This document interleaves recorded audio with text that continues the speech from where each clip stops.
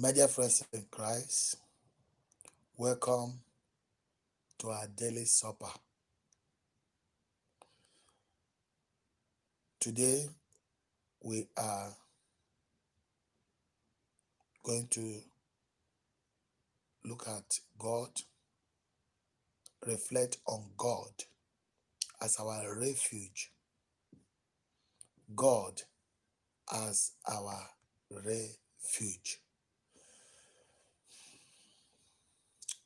You know, when you think of refuge, you talk of shelter, a place where you run to when you are being pursued, when they are chasing you. You run to a place for refuge. From refuge, we get refugees. Okay? So, when we say God is our refuge, we are simply saying that God is our protector. God is our place of refuge.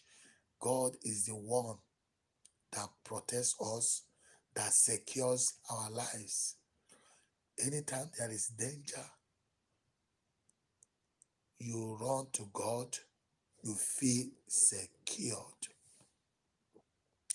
Anytime there is problem, you run to God, you feel at home. So God is our refuge. That is the message I have for you, and that is the prayer we are offering tonight. God, our refuge. The responsorial psalm today was taken from Psalm 90, verse 1. Psalm 90 from verse 1.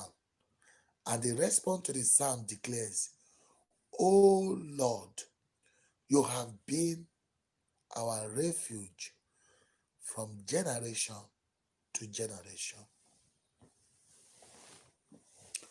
O Lord, you have been our refuge from generation to generation. Can I hear you say it? And if possible, you can type it. O Lord, you have been our refuge from generation to generation. O Lord, you have been our refuge from generation to generation. It's a prayer. You are reminding God that He is your refuge. That He is not just your refuge for today. He's not just your refuge yesterday. He has been our refuge from generation and then to generation. From time immemorial to everlasting. Oh Lord, you have been our refuge from generation to generation. And because God has been our refuge from generation to generation, look at the first stanza in today's responsorial psalm. Psalm 90, verse 3 to 4. Psalm 90, verse 3 to 4. You turn man back to dust, and you say, return, O children of men. To your eyes, 1,000 years are like yesterday, come and gone, or like a watch in the night. Know what that means? Our life. So we are nothing without God. So thank you very much. Those of you who have written that, is a prayer. And as long as you have written it, God will continue to be your refuge.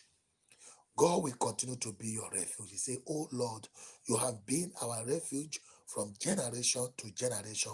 Oh Lord, you have been our refuge from generation to generation. Oh Lord, you have been my refuge from generation to generation. Very powerful prayer. Can use it for prayer as a prayer of ejaculation. Oh Lord, you have been our refuge from generation to generation. Stanza 2, that is Psalm 90, verse 5 to 6. Psalm 90, 5 to 6. You swept them away like a dream, like grass who is fresh in the morning. In the morning it sprouts in fresh. By evening it withers and falls away. O Lord, you have been our refuge from generation to generation. He- he- your life is in God's hand. There is a song, if we can say, He got the whole world in your hand. You got the whole world in your hand. You got the whole world in your hand. You got the whole world in your hand. The world is in God's hand. Your life is in God's hand. Oh Lord, you have been our refuge from generation to generation. Everything about us is in God's hand. Okay? Then the next stanza. The next stanza is Psalm 90, verse 12 to 13. Psalm 90, verse 12 to 13. It says, Then, since our life is in your hand, then teach us to number our days, that we may gain wisdom of heart. Teach us to number our days, that we may gain wisdom of heart. Okay? Turn back, O Lord. How long? Show pity to your servant. Look at that prayer. O Lord, turn back to us and show pity to your servant. Is another prayer point. Can you make it your prayer? Oh Lord, turn back to us and show pity to your servant. Oh Lord, turn back to us. Write it down, please. Oh Lord, turn back to us and show pity to your servant.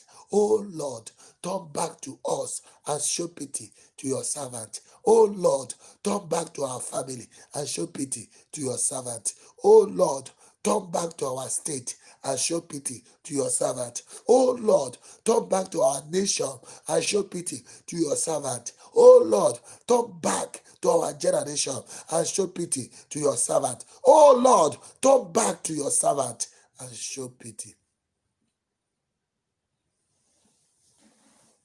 He's the only one that can have pity on you. He's the only one, okay, that can deliver you. He's the only one that can save you. Then finally, the last stanza in today's responsorial psalm. The last stanza is from Psalm 90, verse 14 and 17. Psalm 90, verse 14 and 17. At dawn, fill us with your merciful love. In the morning, fill us with your merciful love. At dawn, fill us with your merciful love. Child of God, may God fill you with his merciful love. May God fill your family with his merciful love. At dawn, fill us with your merciful love.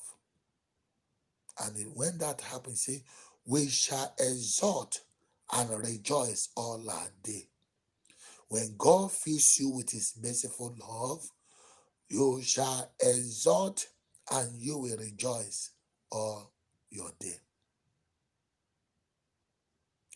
Let the favor of the Lord our God be upon us. Hey, let the favor of God be upon us. Let the favor of God be upon you. Child of God, let the favor of God be upon your family. Let the favor of God be upon your land. Let the favor of God be upon your nation. Let the favor of God be upon us. When the favor of God is upon you, you will succeed.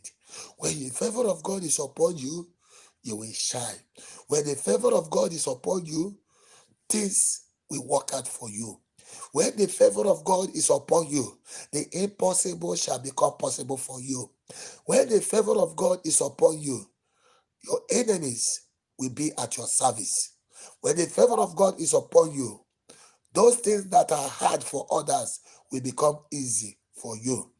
When the favor of God is upon you, you will never find yourself sick. When the favor of God is upon you, you will enjoy health of mind and body. When the favor of God is upon you, oh, you will see yourself succeeding. When the favor of God is upon you, no weapon fashioned against you shall prosper. When the favor of God is upon you, hey, you will celebrate. When the favor of God is upon you, you will be celebrated. When the favor of God is upon you, I see you singing and dancing for joy, jubilating, because the favor of God is upon you. And so, let the favor of God be upon you, oh God. Let the favor of God be upon us, oh Lord. Make it your prayer. Say, oh Lord, let your favor be upon us. Oh Lord, let your favor be upon my family. Oh Lord, let your favor be upon my vocation. Oh Lord, let your favor be upon my marital life. Oh Lord, let your favor be upon my home. Oh, hey, let your favor be upon us. And then give success to the work of our hands. Lord, give success to the work of our hands. Oh Lord, give success to the work of our hands. You will succeed, whether the devil like it or not. As God is giving success to the work of your hand, I see you succeeding. Oh Lord, give success to the work of our hands. You will surely make it. As long as the favor of God is upon you, God will give success to the work of your hand. Anything you lay your hand shall prosper. God will give success to the work of your hand. In your academic, you will succeed. In your business, you will succeed. In your journey, you will succeed. In all your endeavors, you will surely succeed. In fact, success is your next name. You will succeed. And when you succeed, God's name will be glorified. It shall be well with you. God's favor, success, blessing shall be upon you. It shall be well with you. And let me tell you, with God on your side, with God's success on your way, with God giving favor to you, with God blessing the works of your hand, with God giving success to the work of your hand, you will surely make it, and it shall be well with you. Once again, God's goodness and mercy shall follow you all the days of your life, and you shall be secured. You shall enjoy God as your refuge. You shall enjoy God as your place of refuge. You shall dwell in the presence of God forever and ever. Amen. God bless you.